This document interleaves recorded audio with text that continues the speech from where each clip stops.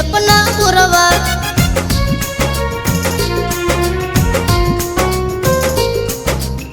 ऐसे नाही करा रानी धारे दाना कोरवा।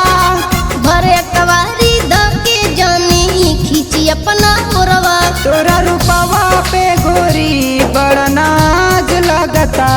जनी घूंघटा हटाई हमरा लाज लगता। जनी घूंघटा हटाई हमरा लाज लगता।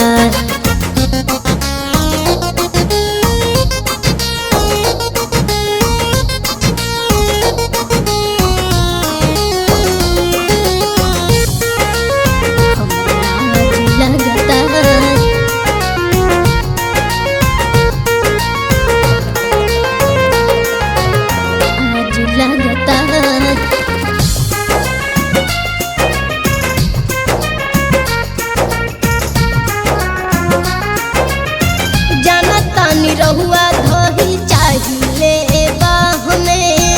तू ही बसल बारू रानी दिल और निगाह में।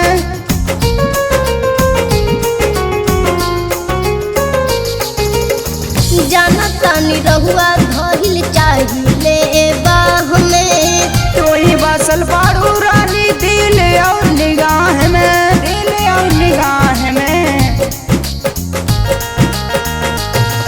मजा जिंदगी के आई गोरियाज लगता। जनी घूंघटा हटाई हमरा लाज लगता। जनी घूंघटा हटाई हमरा लाज लगता।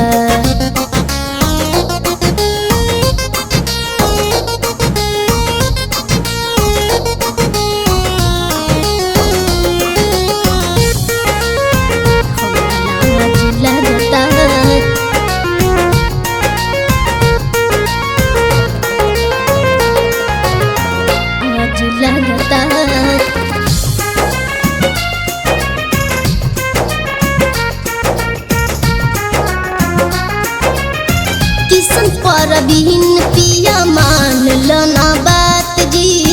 लोक जन हुए आज पहिला ही रात जी।